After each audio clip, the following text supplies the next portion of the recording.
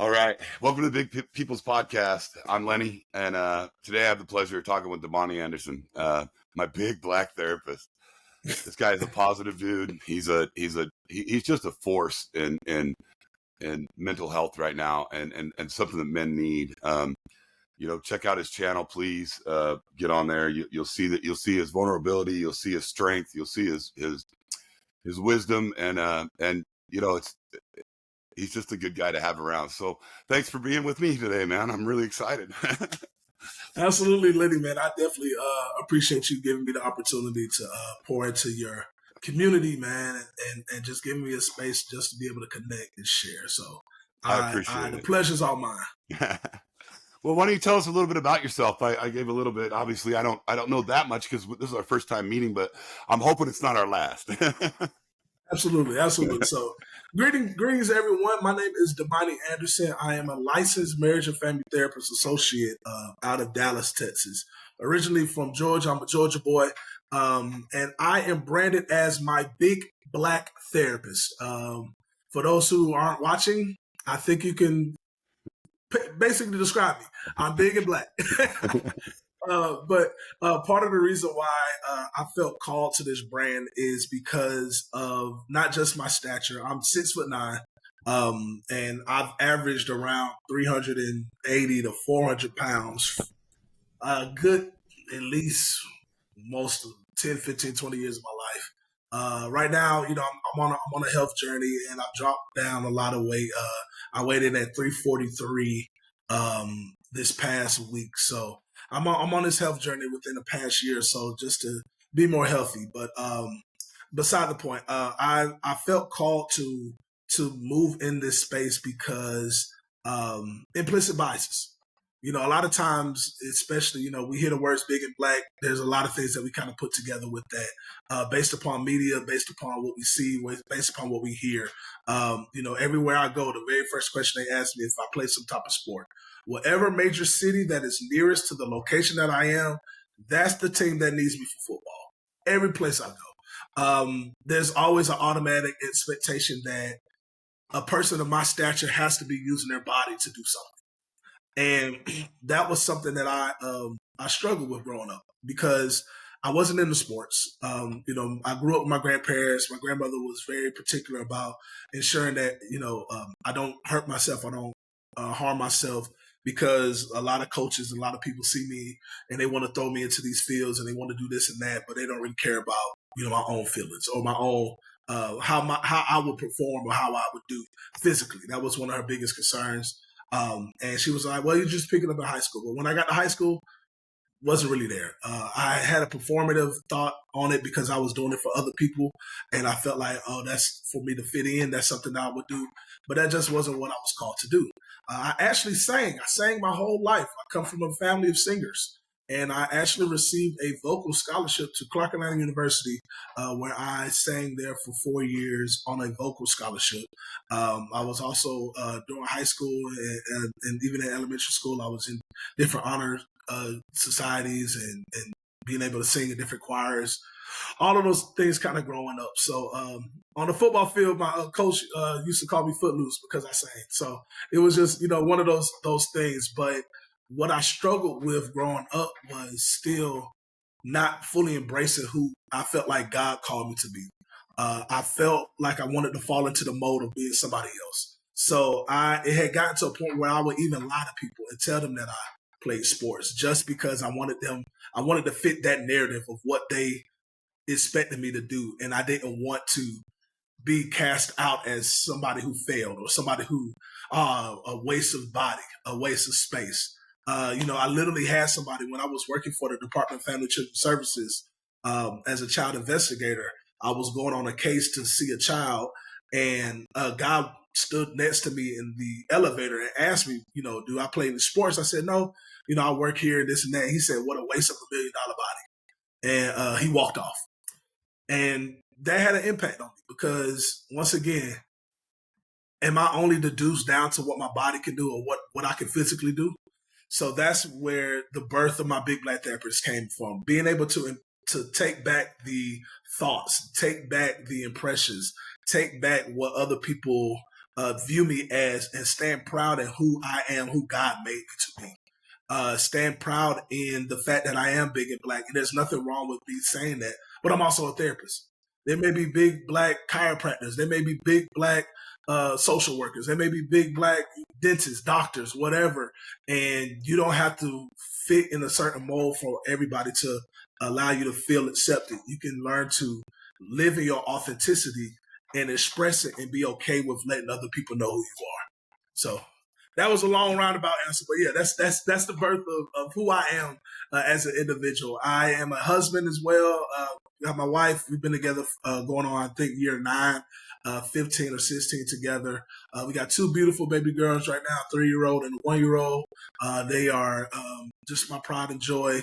And you know, those are the things that I'm doing right now.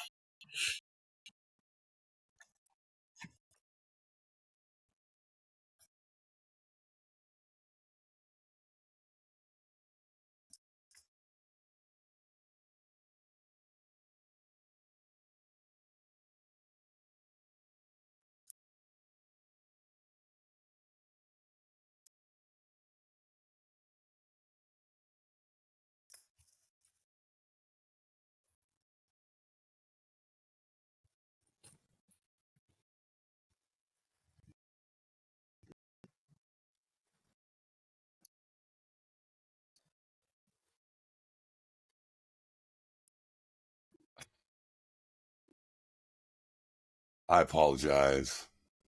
Oh no, man! I already know how technology is.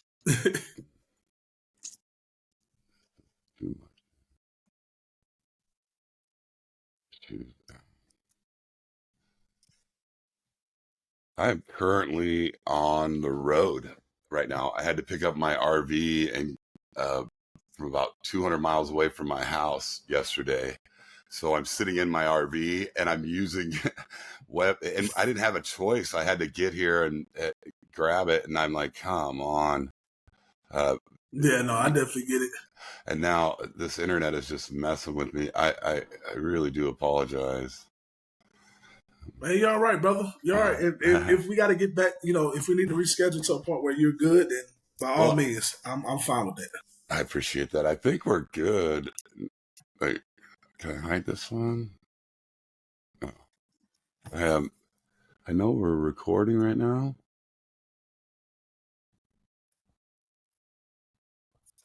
Shoot. Okay, I'm going to have to stop this for a second, and I'm just going to rejoin it. I apologize. Okay. I know that we got your message on it, what you were saying. It's downloading that now, but for some reason it won't let me just have one audio. Gosh darn it.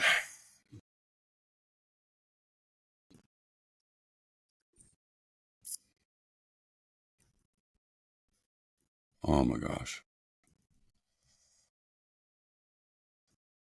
There we go. Can you hear me now? Yep. All right. So yeah, I that was kind of why, I'll be honest with you, when I came across my big black therapist, I went, whoa, wrong website. You know. And then, of course, I was able to, once I got into it a little bit, you know, I really, you know, like I said, your message really does resonate with me. I have a lot of my own analogies. I myself am not a therapist, just had a lot of trauma, a lot of self-inflicted stuff, you know, that, you know, I'm real good at that self-sabotage, you know, my whole life, and kind of putting things off and just, you know, not being the man I should be, you know, like you were saying. And so now, you know, within the last 10 years or so, I've really tried to change that. And I really realized that I have a gift of, you know, gab. I'm a healer. You know, I know that I can, I've always kind of known things. Like, I can tell you how to ride a jet ski. I don't know how to ride a jet ski. You know, I can tell you how to ski. You know what I mean? Like, I can do all that. But it's you know, it's a feeling, and I love helping people. You know, it's like I'm one of those kind of people that if I can give to someone, that's what I want to do. But if they ask me, like, can I pay you? Then I'm like, what? No, then that upsets me. You know what I mean? Like, and so hearing your message, and then just knowing, like, you know, my partner and I, we have 2 or 3 daughters as well, and well, you have two daughters. Is that right? Are Yeah, I you? have two. Yes, you're a girl dad too, man. That's a good one right there. But we have three daughters as well, and I remember the town we lived in. I'd heard some just racial stuff, which you know, in 2022, you know what I mean? Like we're taking rights away from people still. We're still racist. We're still, you know, I mean, like we can't live in harmony. I mean, I don't care what you choose, what you do. If you're not hurting my family and you're not trying to be, why can't we live together and just be Yeah, happy for each other's, you know what I mean? Everybody's scared now. Everybody's hurting, and everybody's kind of in that position where they're like, they don't care really what people think, but they really care what people think, like, so absolutely. so when I came across your site, I went, oh man, this is perfect. And then I just cause I've been looking, kind of for someone to kind of, with your kind of presence with your, and that you just got a glow about you, and your message is so strong and great that I really wanted to just, be a part of it, I guess. You know what I mean? Like, sometimes it's good just to soak in other people's glow. You know what I mean? So I'm very appreciative of that, man. That's honored to hear that, man. yeah, yeah.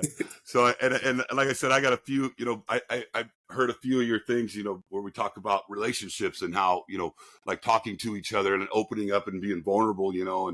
And I go through that a lot now. Like I just told our therapist just the other day, I said, I said, I don't know how to act in this part because I've never made it this far in a relationship. I've never gotten to a part where I'm actually doing work to try and not convince her, but to accept me and figure out who I am. Can I, I do deserve this love, and can I reciprocate, and how does that go?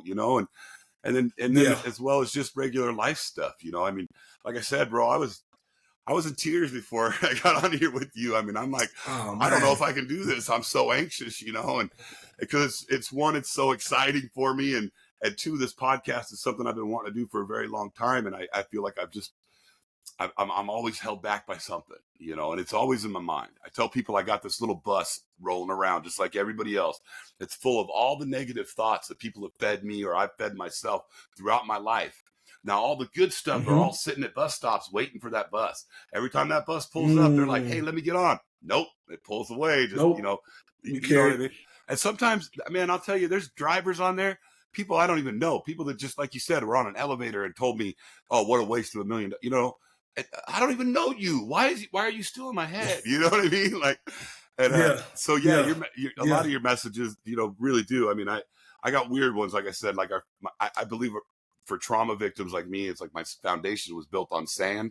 That's one of my analogies I like to use. And throughout life, instead of being able to just build a good, strong, fortified home inside your heart, I kind of just have one of those, buildings that just kind of moves with the ebb and flow of what's surrounding me. And I Yeah. think a lot of people deal with that. And so, the way that you so eloquently put things sometimes, and the way you're vulnerable and you're just out there, it really does resonate with a lot of people. But my first question for you would be, how do you think, I mean, as a therapist, and what you've seen so far, and a Black man, because I don't know what that's like at all, obviously, but what how hard is it for you to get your message out to the people? I mean, I would think that other African Americans would it would resonate with them too in a godly way, but also, I mean, I people are like, really, you're gonna have the big Black therapist on? One person told me, I'm like, well, yeah, you know what I mean? Like, hey, I'm 6'4", I can stand there with him, like. There you go. But how do you think that message, hits, and what are you hoping for in that area? First off, I appreciate that question, man. I appreciate you just pouring into me because it's crazy. Sometimes you talk about the light, and I don't. It seasons where I don't even see it. I'm like, what light? But that's just a part of like you mentioned in the bus scenario, all the positive things that are happening, but yet we tend to keep on our bus the negative things. And remember that we're the driver of the bus. We're the ones that's driving. And we're the actual ones that are choosing to keep these passengers on. And you have to come to a space where you're going to stop the bus and allow them or tell them to get off. Get those passengers off and pick up the ones that are needed for your journey. And that's just something I felt poured to pour into you right now as you even discussed that. But for me, man, my message, my hope, I will hope that people pick up and just understand the value in authenticity. For those who believe, man, I personally believe that God has printed us all in different shapes, sizes, fabrics for a reason, and it's that individuality that we bring. If you wake up, you still have purpose. Each day that you wake up, you still have purpose. Choice of the That chance. means that God is giving. Yes, and you have another opportunity. You got another opportunity, and being able to, while I'm on this side of the clock, while I still have these other opportunities, I want to ensure that I'm pouring love, positivity, and help bringing the best out of people. I love the fact that you expressed that you were gonna have my big black therapist on, and people are questioning it like, why? Like that. Those are the people I want to be impacted by this. I want people like, if you hear the words big and black together and you feel uncomfortable, challenge it. Why? Right. Yeah. What's caused you to feel uncomfortable? What caused you to feel like, what causes you to feel as if you're having him on? Why? Right. What is all he's doing? I'm literally explaining what you're seeing. Right. When I walk when you see a 6'9" black man walking or 6'9" person walk in, the first thing you're saying is that person is big. Well, you walk through the door, it's Then like, dang, you eclipse the light. Exactly. Like the first thing you're like, why hasn't it gotten darker in here? What is happening? And then you look over like, oh my God, that is a giant person. So all I'm doing is expressing what people are already feeling when they see me. Right. So why is it, why and this isn't for black people, this isn't for white people. Like I express myself. Well, I would say that I express myself for my community to be able to feel open to therapy, but my goal overall is for everybody. Like it's for everybody to feel seen, for everybody to feel appreciated, for everybody to feel comfortable. And somebody asked me, if somebody said that they were a big white therapist, how would you feel? I would love it. I would love it. Yeah. I would embrace them because you're big and white. I mean, if they're big, like if you're a big person, then you're a big person. If you're a white person, you're white. Right. It doesn't. It's not a space of, oh, I only want to help white people. Oh, I only want to help black people. I'm excluding. No, this is inclusive. Yeah. This is a space of vulnerability, authenticity, and expressing who you are and being comfortable in who you are. The way that people are receiving it right now, I feel like I'm in a space of, it's growing. The world is large, and what I had to do was start to find value in the people that I impact. Like, it's been a long time.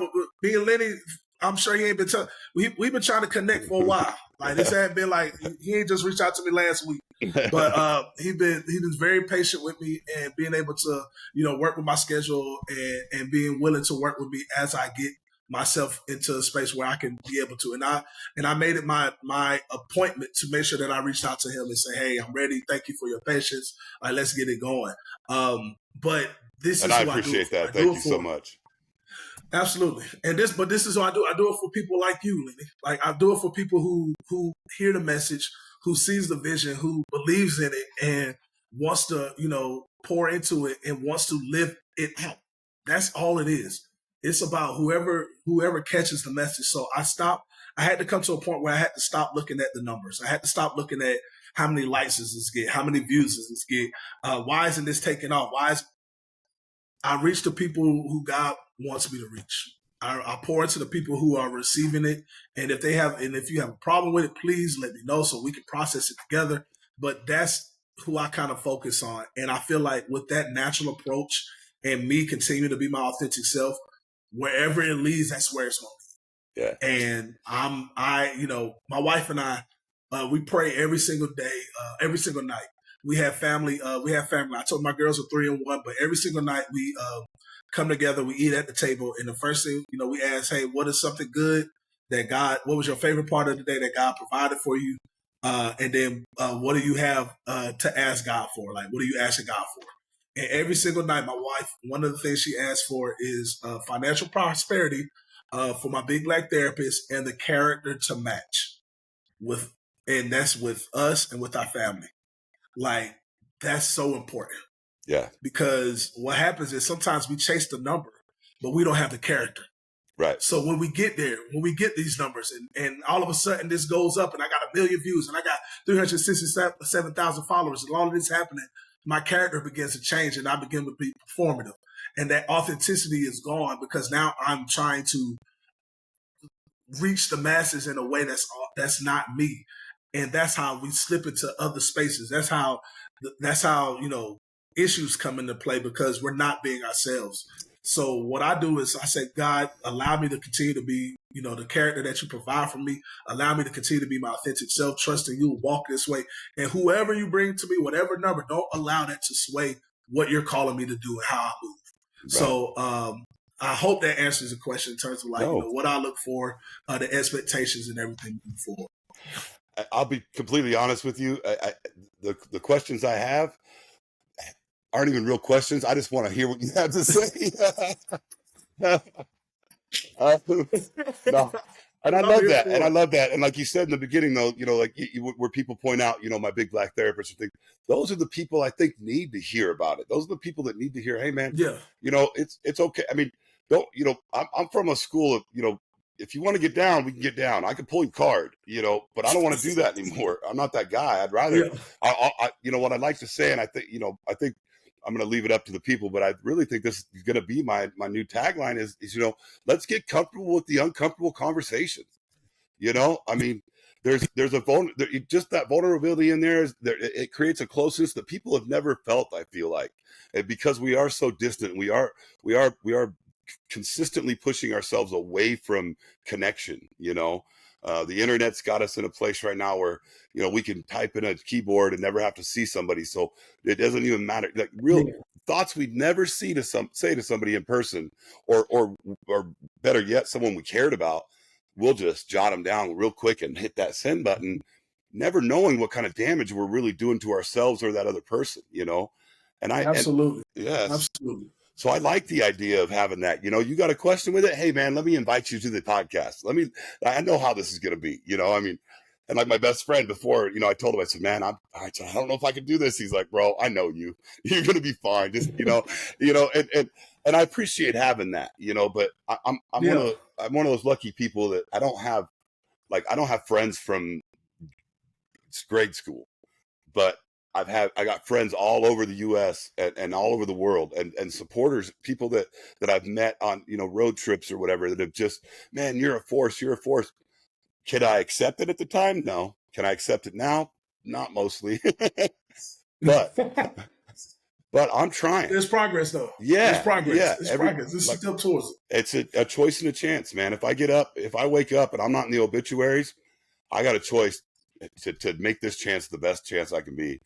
And I'm, I screw up every day, man. I'm still volatile with my responses. I do not talk to my partner correctly. I don't come at her with a way that's a loving, safe space for her. I'm ready to battle, and I see that, but I don't treat my guy friends that way. Like I want my guy friends to see that, you know what I mean? It's like, hey man, let me show you how my heart feels. My partner, I'm like, you should already feel it. You know what I mean? Like, but I don't. I struggle with that. But I think it, and I'm also a firm believer we are where we're supposed to be. I mean, like you're saying with scheduling, that to me, I just knew that it was going to work out. And once we had started talking, I was like, this is going to be good, and so I think maybe that might have had something to do with me as well, because it's very difficult for me to believe in myself. And so, making this podcast happen has been something that's very important to me, but it's also been a 3-year kind of ordeal. I mean, I've done recordings before, and then all of a sudden we have issues like this, or or someone's in the studio and I don't have a mic and I don't know how to work it. And I get down on myself. And, I'm sure, but you stub your toe first thing in the morning. If you don't get over that right away, that by the first next whole day, or Wednesday or Thursday or Friday, because you're like that damn toe, and you don't even know it's the toe, but you're in a bad mood. You know what I mean? I know I get that way, and so I got to focus like right away. Like, it's really not that like I'll show you real quick. Like I was working on my truck. I don't know if you can see this, but I was working on my truck and I cracked it all the way through by Oh, just pulling ooh, down. yeah. Well, I felt it pop and I went, oh, and my daughter's right there and I went, I'm okay. Like, and I started thinking about how much we do that, or I, as humans, I do that, where I'm like, no, Yeah. there is no pain. I'll be fine. Let me get back to work. Do you need help? Do you need, can I do this? And I kind of skip over the fact that, I did like I'm saying now, I had so much anxiety about this. I had so much, excitement about it. And I've never really sat with myself. There's only within the last few years have I started to realize how to kind of feel my feelings, if that makes sense. No, That's absolutely. Absolutely. so, yeah. So, when, you say things like that, again, it resonates with me because I have been in that situation so many times where, people have said kind of the same thing, that maybe obviously not, what a waste of a body, but other things that I've kind of went, oh man, why would, first of all, why would you say that? What's going on in your heart that, that you think that that's something that someone needs to hear, first of all. Second of all, is that something that you would say to your daughter or your son? Like, and if it is, why? I mean, Yeah. it's really difficult to deal with. Should And explore that. yeah, for sure. I mean, and how many people want to do that? I don't know many people that do. And those are the ones I want to talk to. I want to talk to the guys that are like me, that are, the misfits, that never did great in school, and, all the trauma, I mean, I've had so much weird stuff in my life that I kind of thought was who I am. And, so it's, yeah, I'm rambling now, man. See, I told you I was nervous. Man, you're So, doing great, brother. You're doing I great. appreciate you, man. So, so yeah, my next question, I guess, for you would be what about your message? Like, I know you're a godly man, and I'm so glad you have that in your life. That's awesome. What about your message is the most important thing? Do you think there's an importance to healing, or to your journey with therapy or betterness? Yes. Well, I would say the most important message that I want people to have is giving it a try. And whatever way that looks. A little bit about me, like, I originally, I never saw myself becoming a therapist. I did want to help people. I did want to work in this field, and that was something I felt called to. But after my mother passed away when I was 21. Oh, I'm sorry. And thank you. I sought therapy, and during the time in which I was a therapist, I had my therapist fell asleep on me. I don't know what else to say. He Like fell literal? literally fell asleep on me. Oh, literally dozed man. off right in the middle of me, talking about my life and certain things. Oh, I'm so sorry to hear that, brother. It's okay, because that's part of my story. Because at that point I was done. I was like, bro, I'm not doing therapy. Like, that's not happening. Like, this is a waste of time. This is a waste of space. But then, here I am, 11 years later, and I'm sitting on the other side of the couch. And filling that and space. I felt like, exactly. And I felt like that experience is what drove me to being able to sit on that, because then that's when I wanted to be that representation. I was like, I want to be that space for other people to come to. I want to be that space where people, can feel connected. My therapist was an older white male, and I feel like we just didn't align we just didn't connect. He wasn't able to, we weren't able to connect in a way that I felt seen. And that's what drove me into this field. I wanted to work with families. I wanted to work with my community. And I was just like, I want to be that person for others. So I gave it another chance. I found a therapist, and we rocked for 3 years. And I was able to get into a space. He, worked me through grad school, like all the way up until probably this past year, a little bit over a year, when I became licensed.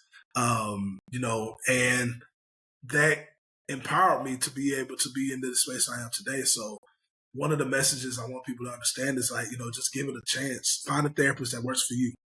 I tell clients anytime I do a consultation, I say date your therapist. That's what I call it, date your therapist. When you go on a date, you typically, most people have, unless you got other motives, unless you're just trying to, get it in and get it out. Most people, when they're dating someone, it's an interview. I'm trying to get to know you. I'm not, we didn't go on a date and then I say, let's get married. Like, no, there's a process here. So it's the same concept, like date your therapist, find out, who they are, find out what do they believe, find out their views on certain things and see if that aligns with, or see if they have the ability to create that space. Because I have clients who, who didn't believe. I have clients who, had different viewpoints and different sexual orientations and all of those different things. But I was able to still see them and create a space for them to feel comfortable. Right. And that's the purpose. That's the goal. That's what you would want. In therapy, we call it a culturally competent therapist. Culturally competency. How are you able to acknowledge that, how are you able to acknowledge my space, my culture, and create an environment where I feel included?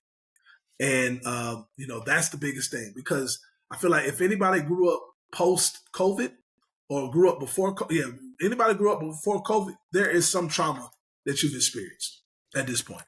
And that's across the world now. At first I would say, if you grew up in America, Black, then you got trauma. If you grew up during COVID, which happened 4 years ago, there is some type of trauma in the world now. There's a world special that I can say that you've experienced because the world shut down for a year and a half. And that put people in very vulnerable, scary places that they've never been before. Job losses, job losses, deaths, restrictions. This was a space where we started, the vaxxed versus the unvaxxed, and this is a hoax, and it started so much, and it broke so confusion much trust in the world. Yeah, it broke so much trust. No, I agree. So I feel like that you deserve a space to process that. And how has it impacted your life now? Right. If we track that COVID in the way that people are viewing life now, what did they have on you? What type of impact? Did they have a positive? Some folks got rich. Some folks didn't. Like, it's so many different spaces that you can go in through. So, I would say my biggest message is, go to therapy, go to and try it out. Find one that works for you.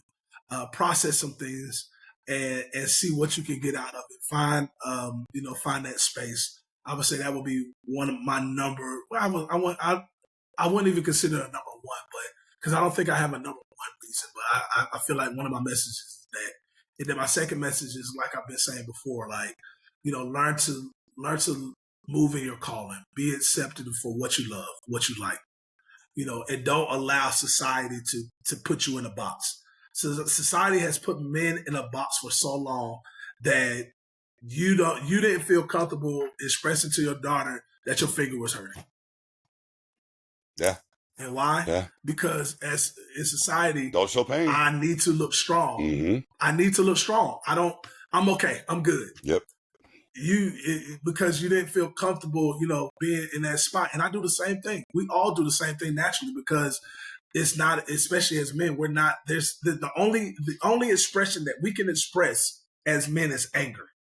We can't express any other modes of anger, any other modes of feelings, because either it's soft, you're going to be looked at as someone who's not serious because, you laugh too much or you're too happy. I can't look at that. Then your sexual preference or orientation will get involved because, you're too soft, you're too feminine. Like, the only expression that we can express is anger.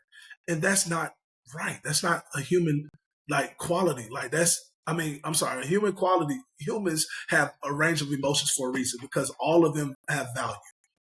It should be okay for you to have tears and say, I'm hurt. This hurt my finger. This hurt my finger right now. And I'm giving myself time to process how this hurts. Yeah. And, after that, wipe the tears and continue doing what you need to do. Yeah. But because of all the pressure of what a man is supposed to do, like, we can't, happy wife, happy life. I can't be happy in my marriage.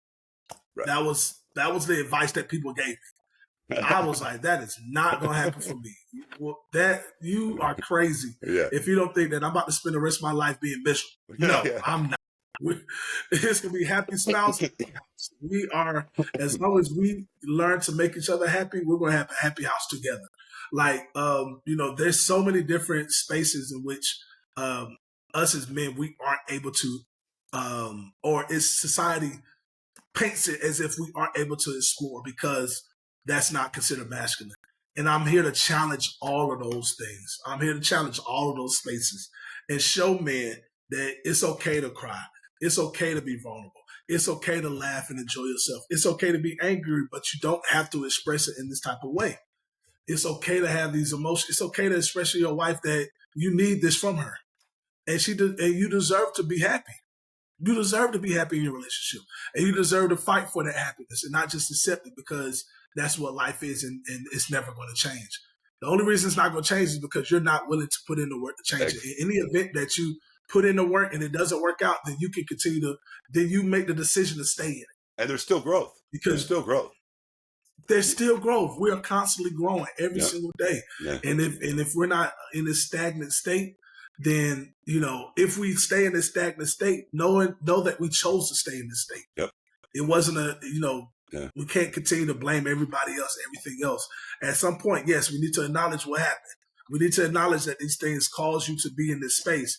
But now that we have the knowledge to know that it causes us to be in this space, it's up to us to change it.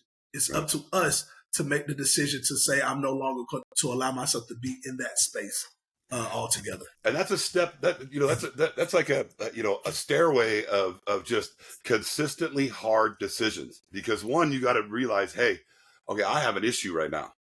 Two, now I got to deal with that issue. Three, here come the emotions from dealing with that. I haven't dealt with, and I'm the guy, Damani, I'm one of those people, like, we're at a grocery store. I'm like, yeah, I was abused when I was 8 years old by a female, and it went, you know what I mean? I'm an oversharer. You know what I mean? Like, people are like, I don't need that vulnerability, man. But I'm, so I try not to do that. But there are a lot of things that that people don't want to face because it is tough. And again, as men, instinctively, we're hunter gatherers. If I'm not at the top, I'm at the bottom, and it's seen that way with throughout. Our makeup, with women, men, everywhere. I mean, I know that there has to be a balance. I've never, ever, until, like I said, the last 10 years or so, really started to try and work on that. Finding myself was something I already thought I knew who I was. I tell people quite a bit that I was only good at three things. I was fighting, having effing, and feeding people, There and that we was go. it. Yeah. And, and those things, to me, were who I was, and that I was okay in that space. Once I started getting outside of that space, and, like I said, realizing, one, I'm the issue in 95% of these things going on in my life, and then two, I have to I can't just say, okay, this is what's happening. Now I have to go, okay, why is this happening? Do I want to continue to let this happen? How can I keep this, And that's the part, I think, like you said, that's the hardest to kind of, I don't know if spreading is the right word, or just, to just to sprinkle out there, because people, other men hear vulnerability. They're like, shut up. You haven't killed a deer in a while, like, that kind of thing, and but there's some people like yourself, or my, I got a lot, like I said, really great, a lot of godly men, a lot of, I'm more spiritual than religious, but I love the fact that, like, I tell people all the time, like, I may not be going to your version of heaven, but I guarantee you that I'll have an honorable mention plaque on the wall, because I don't want to turn, anybody away from that. I don't want to steal anyone's joy. I don't want, if anything, I want to be able to impact your life in a positive way, not make you question your beliefs or thoughts. And I think that's an important step for men to understand too. And correct me if I'm wrong, but that connection, when someone feels safe like that, like, oh, I can have a religious talk with him and not feel like I'm being attacked, or I'm, those sort of things. And I'm proud of that. I was just telling somebody, I got to say this, that's one thing I am holding on to, is that I feel like I can have conversations with others about political views, their religions and things like that. I don't necessarily put my view in there because I don't want it. I just want to give those people a space to be able to talk about that, especially in a world we live in right now where people will punch each other in the face over a president. You know what I mean? People will Absolutely. punch each other in the Absolutely. face over whether my partner has the right to go to the doctor on her choice or what. You know what I mean? Like, whatever. I mean, there's a lot of things I don't agree with, but they don't need to know that right now, man. All I'm trying to do is create Yeah. a connection to make people help people grow. You know, and in And turn, I love that. thank you. Yeah. No, no, go ahead. Go ahead. I was going to say, in turn, that makes me grow. That makes me be able to Yeah. reach out to guys like you and say, you know what, I'm really anxious about this. I'm scared, but I really feel like it's going to be good. You know, and that's kind of how I go Yeah. through things. And you know, like after we get off the phone, I'm an overthinker, so I'll be sitting there forever, like, oh man, did I do it? What did I do wrong? What did I do? You know, right? You know, but yeah, I think you know that first step is so hard for guys to take, and I think I go sometimes too hard. So I'm trying to find that balance. You know, it's like no one needs to know that you were, you know, abused at 8. You know what I mean? Like you can start with something else, man. You know what I mean? Like, Yeah. And you know, with what you're saying, like that's the whole premise of even with therapy. Like that's what my goal is to create a space. I don't insert my feelings. I don't insert my views. I don't insert my opinions. And you know, that's what we call having a sense of self in the room. Like I ensure that my goal is to create a space. I've had clients who were Trump supporters. They've come to me. And I've had clients who weren't Trump supporters. They've come to me. I have clients who didn't vote. I have clients who did vote. They come to me, but the goal is for me not to express, well, you're wrong because X, Y, and Z. It's about, like you mentioned, giving you that space to be able to express what you feel and how you feel. And that is one of the struggles that I know, and I can only speak for my community because that's the community that I'm a part of, struggled with a lot of times, is that it's not so much of other people even, you know, expressing what they feel, but it's like I don't feel as if I can express how I feel without it being looked at in a negative way, or without it being in a space where I could just say that this is impacting me in this way, and this is why I'm frustrated. And instead of somebody saying, "Damn, I see, I understand that," all they say is, "Well, such and such happened." That's not creating a space. Yeah. So I definitely commend you for being able to have that ability to create that space, because that's very important. And a lot of times, the reason why people struggle is because of fear.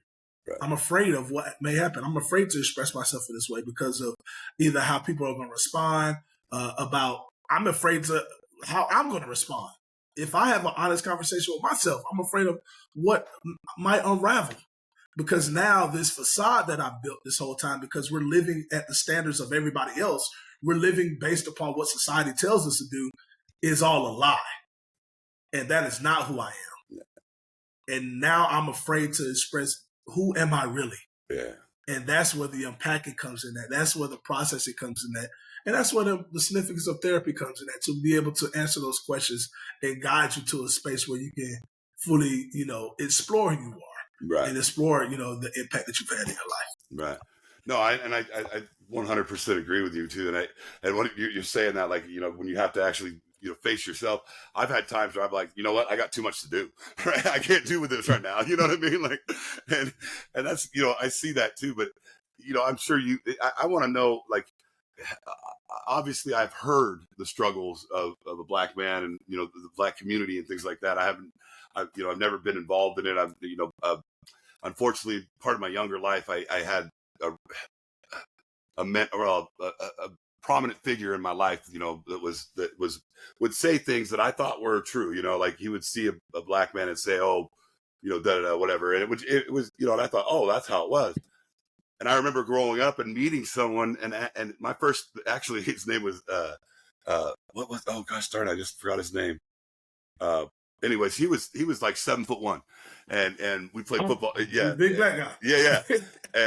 And I remember being afraid of him. I just thought, you know, there was a fear because I'd been taught what I'd been taught so long, and never in a way like there was never violence toward it, but just the thought and the words, that's enough violence to me.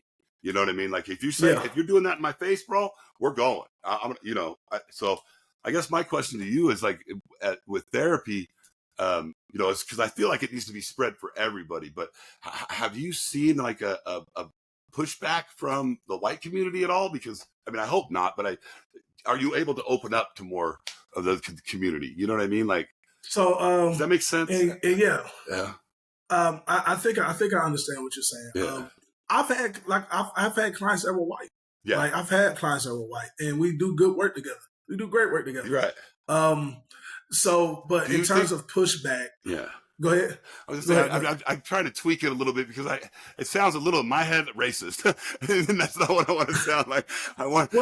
Say, I mean, yeah, get it out. Like I don't believe I don't define you as that. You haven't shown yourself to be that. So I mean, whatever the question is, it's okay. I guess what I want to know is that what can I do on my end to push the message, and because there's more than just a message of therapy. There's a message of struggle of your community for so long. You know what I mean? Like, man, I'm a blessed man. I've been blessed. Most of the issues have been created in my own head. You know what I mean? I can only imagine what a lot of your community and people, your friends, have gone through, and it's still going through sometimes. So that's what my question is, like, is that ever become hard for you to push that message to it? You know what I mean? Got you. Yes. No, I don't think it's ever become difficult to express it, because I knew that having this name, having this title, especially in this climate, is going to have pushback from everybody. Right. There are going to be people who feel like this is too harsh. They may feel like this is an abrasive name. This only alienates me to a certain amount of people, a certain demographic of people, all of those things. And that was by design. I did that on purpose. Like, I felt called to move because the thing is, have the conversation. Let's start to have the conversation. Let's start to express it. Let's start to explore it.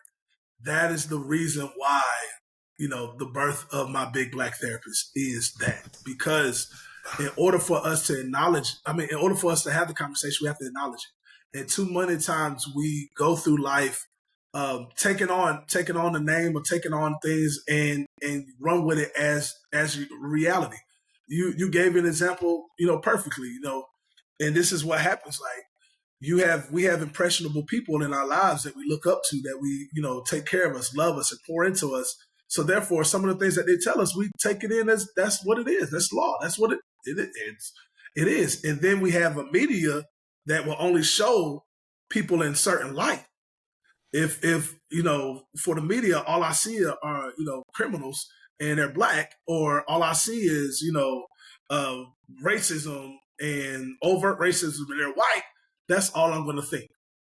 And it just further pushes that narrative. Yeah. But until you start to have those conversations, until you actually sat with the 7-foot guy, a black dude, and you met him and had a conversation and realized that he bleeds just like you, he's goofy or he's that and this, it starts to challenge everything that you learn. And it's like, damn, like, it's not a bad guy, actually. Right. As soon as you start to have those conversations. And what I would say for you, you're doing it by accepting me, by having me on your platform, by being willing to interview me and give me a space to be able to express myself to your community, or whomever the listeners are. That starts the conversation. That gives them an opportunity if they choose to listen. Some people may look at your episode and see this name and just keep it moving. But some people may actually say, you know what, let me see what they got to say. Let me see what is Lenny doing talking to this guy. Like, that's what starts the conversation. Right. And for my community, we do go through, for me, I've experienced a lot. Like, I hold my breath every single time I see an officer, every single time I get to a police station, around a police officer, or I don't feel as if I can fit this narrative, or I can fit this mode. I don't feel as if I could. And for years, I struggled with this. I remember the very first time a white dude called me a nigger, and it was in high school, and I thought he was my friend. Ooh. And that's what hurt me the most, because we would have private conversations about life. We would have private conversations about this and that. And we would joke around in the back of the class. We played sports together. We did all these things. And one day out of the blue, I'm walking in the lunchroom and he's sitting at a table full of other white students. And he literally walked up to, he called me over and I was like, what's up, man? You know, dapped him up, everything. And then he was just like, aren't you my N-word? And I was like, what? And I felt the freeze. I felt the nervousness, and that heart drop, the anxious, my heart, everything, anger, confusion, frustration, betrayal, like all of that rushing to me at 15, 16 years old with a bunch of white kids looking at me like, he called the biggest person in the school an N-word. And I just played along with it. I was just like, yep. And he was just like, but they better not ever say it right. And I'm like, yep. And then I just kind of went on about life. But that had such a dynamic impact in my trust, in the way that I view people, white people, the way that I connect with them, because it was just like, I don't even recognize how did I get this? Yeah. Like, and it why creates is that this little crack in your armor that you're trying to build, and all of a sudden it's like, how did I accept this? How did I? Yeah, and then it just gets I get it. And that bled into my authenticity. Yeah. Feeling the need to, you know, be with other people, feel accepted, feel loved. And you know, that had a stain in my life for a long time. And I had to learn to process that. And I didn't utilize my experience with that individual to represent all people, to represent all white people, to represent all. No. During that season, he wanted to feel cool. He felt like that was something that he needed to do, and not noticing the impact that it had on the recipients. Right. And, you know, understanding that and accepting that situation to be able to not define it as who I am, not define it as, you know, because once again, I'm much more than a big black person. And being able to accept that and love myself through those seasons helped me become a space of authenticity where I can walk proudly, and that I can have conversations with white people. I can have Asians, Hispanics, and still, not see color, and not see. Yeah. Now, so the thing is, I want to challenge that, because my color defines who I am to an extent. My experiences. So when people utilize that mantra of I don't see color, it can be, I understand the concept of it, but it feels like a cop-out. I want you to see color. Right. I want you to, that defines me of who I am. Good because point. That also gives you an opportunity to see my experience or try to understand my experience. That's a great point. By seeing my color, you're saying that, hey, I do see that you're a black guy. Yeah. But that doesn't, but I'm not going to label you as everything else. So it's not that you don't want, it's not that, and what I'm hearing is, it's not that you're what you're conveying is that despite what society says about your color, I accept you and I appreciate you for who you are. Right. That's what I feel like the notion of that sentence means. But what it conveys to those who are of color is that your color doesn't matter. Right. And also it makes it seem as if the color is bad. Right. By saying I don't see color, because that means the color is bad. There's nothing bad about my color. There's nothing bad about my race. There's nothing bad about my culture, my experience. So seeing it is what I want. I want you to see that. But with that, don't define it as what society or what other people say it is. If that makes sense. No, it makes complete sense. And well, two things. One, that is one of those sayings. I don't say I jumped on the bandwagon, but I don't see color. You know what I mean? Like I don't look at someone and go, oh, well, I'm going to have issues with him because he's Hispanic or I don't do that. I don't, it's just how you treat me is how I treat you. But I've never heard an opinion like yours that, where you're able to sit and define it and see. Now I'm like, oh, okay. There's a little more facts. There's a little more growth there. You know what I mean? So I appreciate that though, because that's a really good point. I mean, that's exactly what you're doing with My Big Black Therapist, is pointing out the fact that who you are, and let's roll with that. But I have another point for you of how we can let that go too. Like you're saying of your brand. Originally, the name of this podcast was the Big People's Podcast. The Big PP was going to be and I had the Big PP, TBPP was, I was going to do all my branding that way. And I hired someone to help me. and she talked me out of using it. And my thought was the same thought as yours. I know what people think when they look at me. I'm tattooed all, bald. I'm a big dude. And, I'm sure people right away go, oh, what this dude, what's he going to do? You know what I mean? I don't always have the nicest face on, but, and so I like that. I want people, because I know as soon as I open my mouth, that's all it takes. If there's anything inside that person that has a hint of need or change or just, want for connection, I'm there. You know what I mean? And I can usually kind of read that. And I'm so blessed to have that. And so, but that was why I wanted to do this, the Big Pee-Pee, the Big People's podcast. And then she says, nah, what if people just don't resonate with it? What if they don't do this? And I kind of knew right then, not then, a different time, that this wasn't going to work out with us, which it in the long run didn't. She was great, helped us out a lot, but yeah, I remember being talked out of that. And that's what you said about your brand, My Big Black Therapist, is the same reason I had started the Big Pee-Pee, because my grandfather said to me when I came home with a tattoo one time, he goes, what is that? I was, what's a tattoo? He goes, why do you get them? I said, I don't know, I like them. It's like, it shows me off. It helps with my self-esteem. And a long pause, and he goes, you got self-esteem issues, so you wanted to bring more attention to yourself? And I was like, oh, damn. Oh, okay. Yeah, you know what I mean? Like, and that's the kind of world we lived in, you know what I mean? I grew up in. But really, I do, because I don't know how to get people on me. Like some people see me and go, man, I love your tattoos, or, oh, hey, that's a memorial. Yeah, that was my second wife who passed away, or, this is for my grandma, or this is, this kind of, I love those. And that starts a deeper, more fulfilling conversation most of the time, so yeah, I totally resonate with what you're saying with the branding. And as far as, there being a community like that, when I said that, I didn't think about I never asked anybody, another Black person, or hey, how do you feel about when somebody says that? You know what I mean? Because it is important, I think, to just, one, not see color, but two, also see the struggle of these people, whoever it is, been through. This person may have gone through, like I have a really good friend of mine that he lost his kids and his wife. We grew up together in a house fire every day, and he's Hispanic. Zero help for this guy, zero help. But he had a really good job, really, you know what I mean? He was doing well. But as far as like community help, there was nothing. Affluent white neighborhood, people that could be supportive, and that hurt my heart.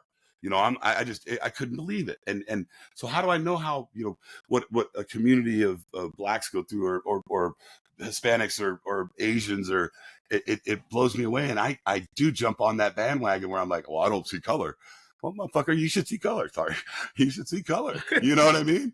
I get it. So. But no, that's good. That's good. And like I said, I don't, because, we're having this conversation, and once again, this is what my purpose, my platform is to, encourage and inspire and allow people, open up the mind, open up the thought process on it. Like, because we jump on things, we jump on conversations all the time, and we say what we say catchy phrases and everything, because it's like, oh yeah, I get that. But, sometimes taking a step back to understand what does that mean, or, having that conversation and asking your Black friend, asking someone like, when you hear that, because some people have different thoughts on it. But, for me and my community, the people that I know, that's what it could be triggering. It could be triggering because my identity, especially when you think about slavery and you think about what my culture has gone through to be able to end up in this space that we're in. Slavery and Jim Crow, all of that was literally less than 4 or 5 generations ago.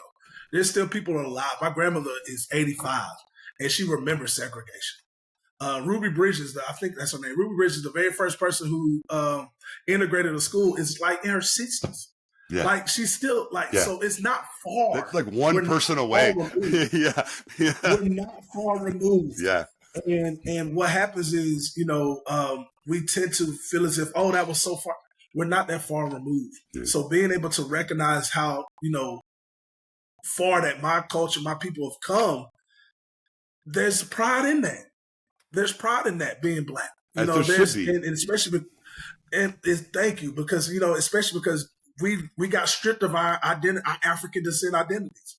We got stripped of that, so we didn't know if I'm Nigerian descent, if I'm from Kenya or Zimbabwe.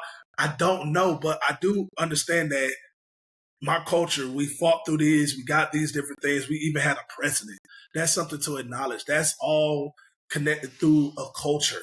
And there's pride in understanding that. There's pride in that. And what happens also, I feel like a lot of people also feel as if because they're significant in that means that white people should be proud of their heritage. No, be proud. It's okay to be proud of it. We don't have to be proud of everything. And we can still acknowledge, okay, yeah, there was a season where, hey, this was not right.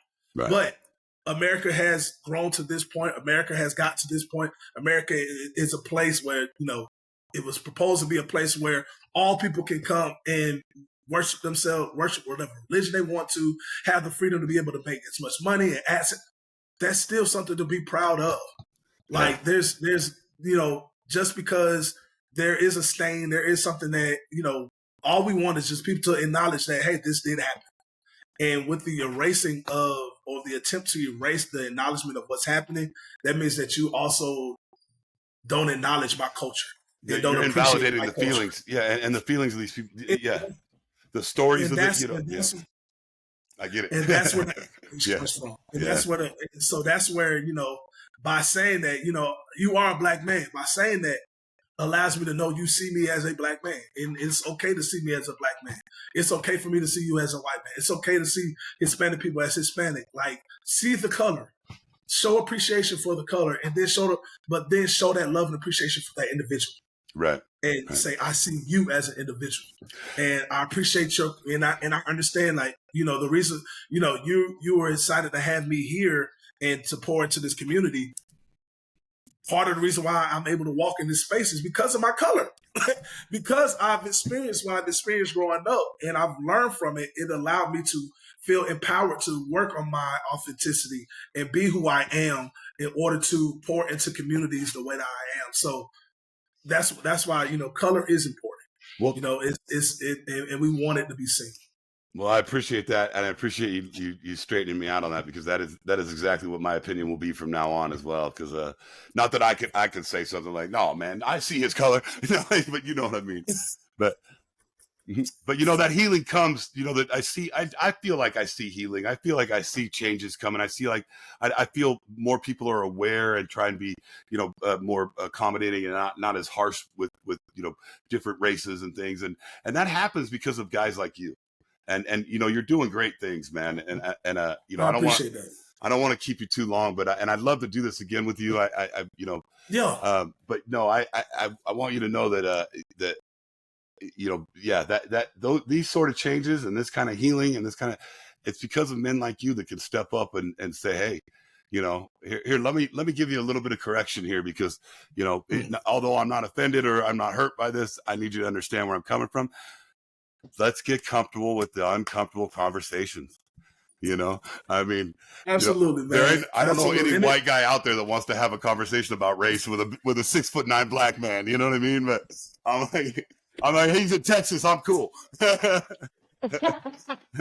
that's all right, man. Also, but it comes out of a place of love. Like, it comes out of a place of love. It's not a, once again, I'm on a journey where I look at things from a different lens, and I look at things and I understand, and I talk with the people's heart.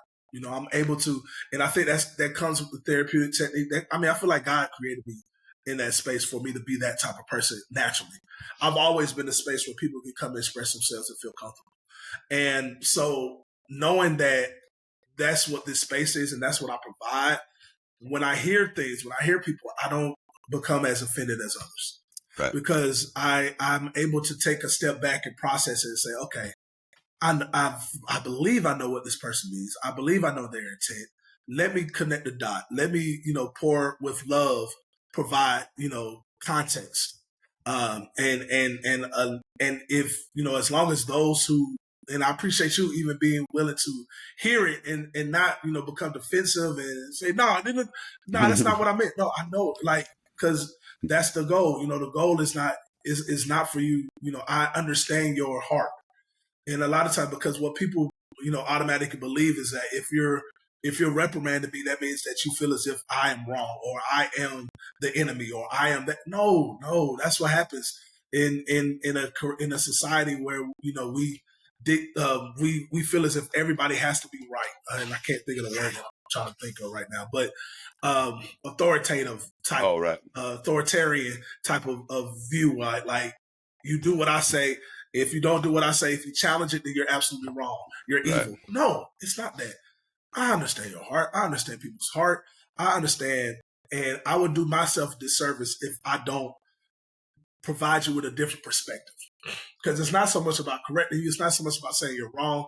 It's just saying, hey, take a look at it from this lens.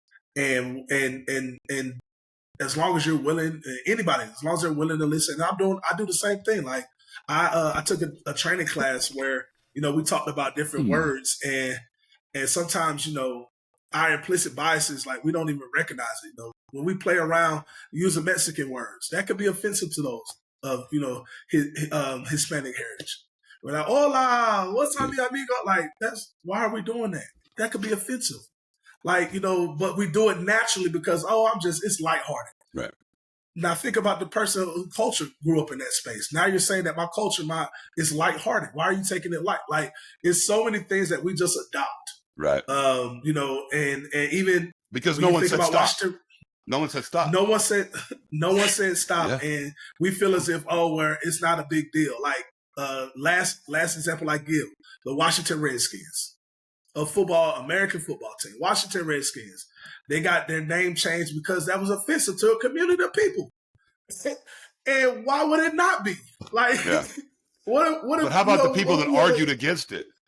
That's the ones that got me. You know what I mean? Like, really, you're gonna sit there and literally look someone in the eye and tell them that the pain that they're conveying to you isn't okay because that team's been around for how long?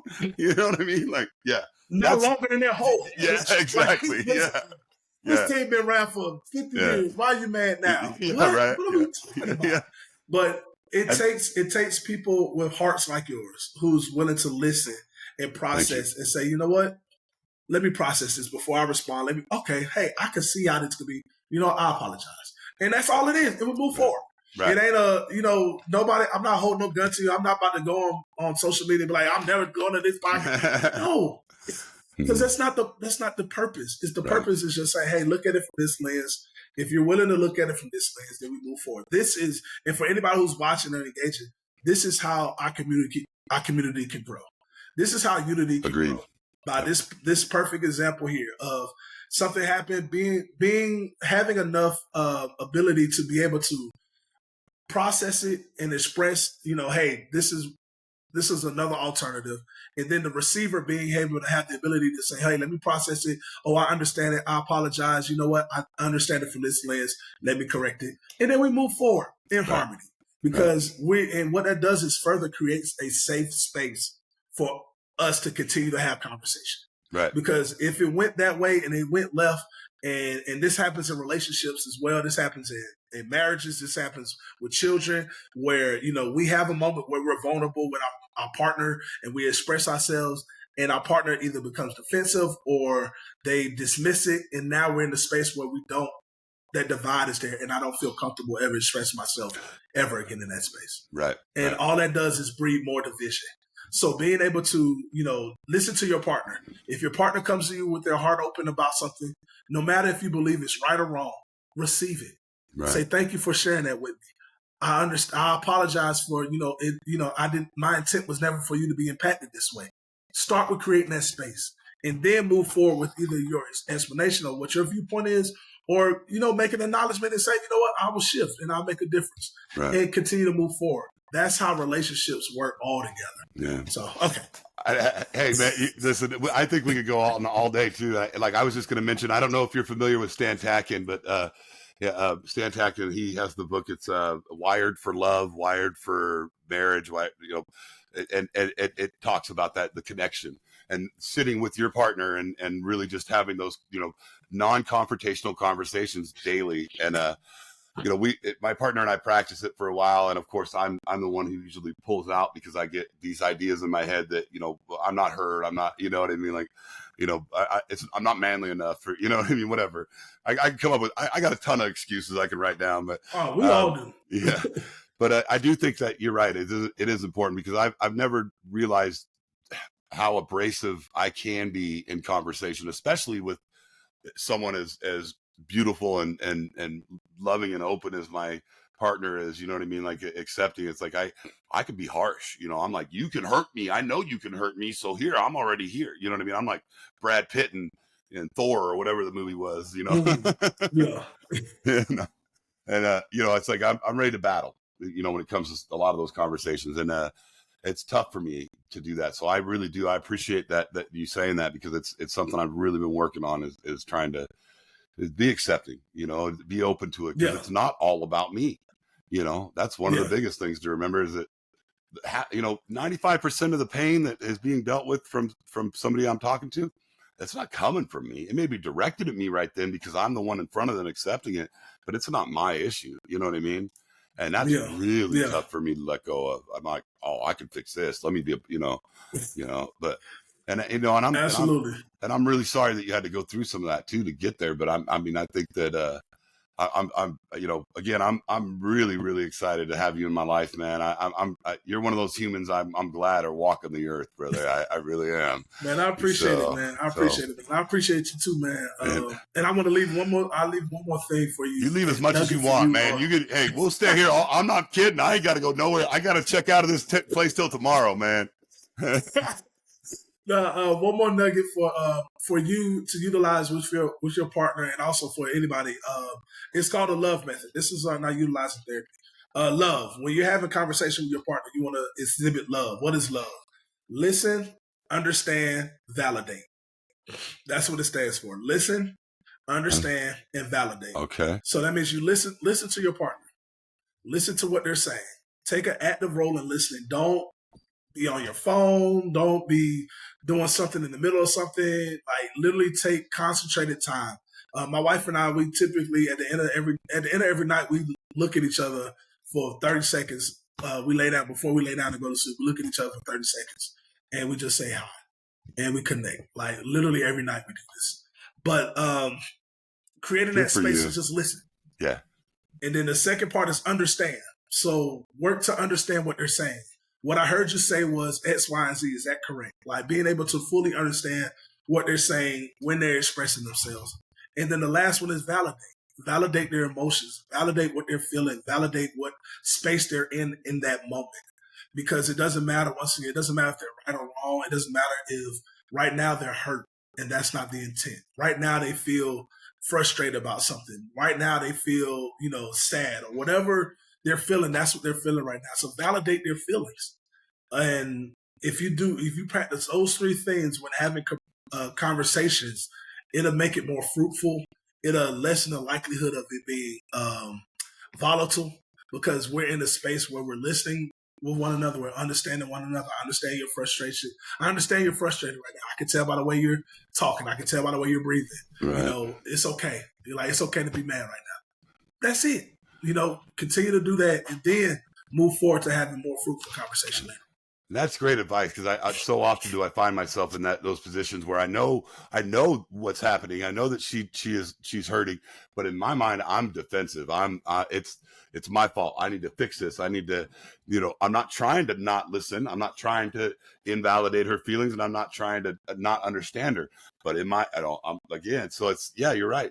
I love that, man. I'm going to write that, or I wrote it down, but I'm going to make sure I get that on there, because that's very important. I think that eye contact is important as well too, because it creates that real connection there, because so many times, like you said, we could be on our phone and be like, "No, babe, I'm really good. We could raise the kids any way you want to. You want to keep them in a cage or whatever. You know what I mean? Like you don't even know because you're on a phone. She's like, "Yeah, I want to hang the kids off the roof." Okay, cool. As long as they're that's we'll all right. Throw mac and cheese from the back pool, But and it gets like that. I get like that all the time, and we've struggled with it. So I love that advice, man, and I really appreciate it. And again, man, I'm glad I got through the whole thing without crying. I'll tell you. Yeah, listen. You're the first therapist I've ever been with where I haven't cried. You could ask anybody like within the first 5 minutes, man, because I just start trauma dumping. I'm like, tell me why, you know. Like,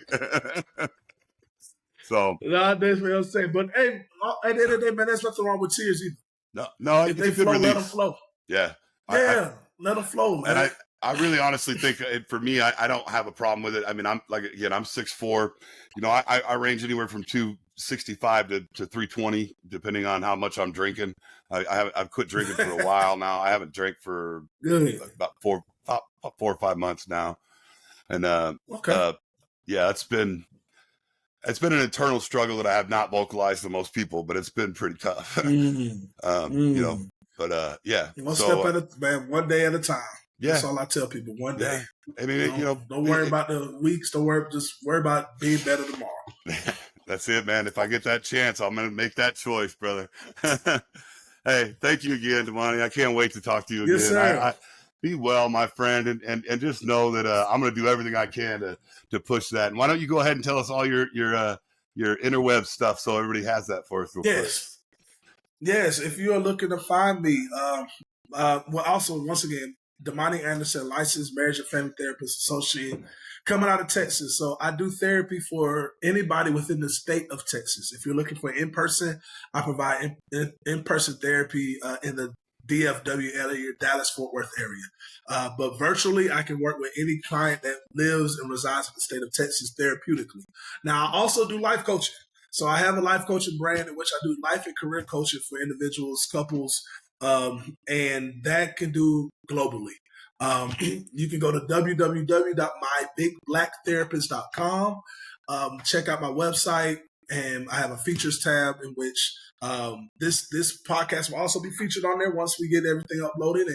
And I try to keep, spaces where places that I've been a part of, I ensure that I promote them as well. Instagram is My Big Black Therapist. Facebook, My Big Black Therapist. YouTube, I ain't got that many videos up yet, but My Big Black Therapist will be on YouTube as well. I'm actually, and it's my first one, I ain't letting it known publicly yet, but I will be starting our own podcast coming up called Back to the Basics. Nice. And this is a relationship podcast. It's about learning how to go back to the basics of having genuine relationships with one another, platonic relationships, relational with family members, also romantic relationships. How do we get back to the basics of being able to have conversations with one another without the influence of social media, influence of other people, and learning how to create those spaces, those safe spaces that we talked about today, and also create those spaces where we can connect with one another more genuinely. Especially during a season where social media reigns supreme over all of our thoughts. So, man, be on the lookout for that. I knew you were a good person. I see you, man. I see you. Hey, everything you're saying right now, man. No, for real. And also, I didn't point out earlier. I wanted the chew on this. I love those. It's just. Oh man, thank you. I try and start my day with some of those now. You know what I mean? Like I've gone through them all, so I'm like, but I love that, man. You know what? That's what I needed. I needed to hear that, lady, because I've been struggling and trying to get. I'm like, man, I got to get back to him. I don't feel like doing it. But that gave me the. So yeah, I'm about to jump back into getting those in. Awesome, yeah, because it's really Again, your message to me, I'm so happy to get to know you. I can't even tell you. I'm very blessed, man, to have men like you in my life, and I'm really, really stoked to know that there are men like you walking the earth. Yeah. So thank you again, man. I can't wait to see you again. I can't wait to watch your podcast. It's but yeah, there's some, I had all these ideas of what I was saying. I want to talk about this. I want to talk about this. I want to, but like, I'm like, then I'm like, oh, I get to finally see his face. I'm like, let's just hang out, So. And that's all it's for, man. That's what I want. Like that's what these are the podcasts I enjoy. Like just being able to shoot the shit, like folks say, and just connect and really, meet good people. And you, my brother, you definitely a good person, man. I appreciate you creating that space and not allowing your past, not allowing what you've gone through to define who you are, but embracing those experiences and utilizing it to create a platform where you can pour into other people. And I love the Big PP podcast. I don't care what nobody say. Stand on it. If that's what you wanted to be called, stand on it. Be proud of it, because those who get it, those who need to hear it, will be the ones who it impact the most. And that's who you're going for. If we're not, unless you're driving this for money, revenue purposes, which I don't feel like that's what this is, allow that space and stand in that and challenge those that you need and walk in that light, brother. I appreciate that, man. I'm learning. I'm learning how. You know what I mean? Yeah. Again, You're doing good, man. You're doing good. I appreciate that very much. All right, see, Yes, look, sir. Hey, look, you're not the only therapist. Hey. You did it. Hey. You know what? I saw those wheels turning as soon as I said that too. I'll get him to cry. That is not the goal. That is not the goal. But if it happens, that's a blessing. Yeah. We make it. We healing. We moving forward, man. Keep healing, brother. You as well, Brad. You be well, and I can't wait to talk to you again. Thank you again, and Absolutely. we'll see each other soon. Yes, sir.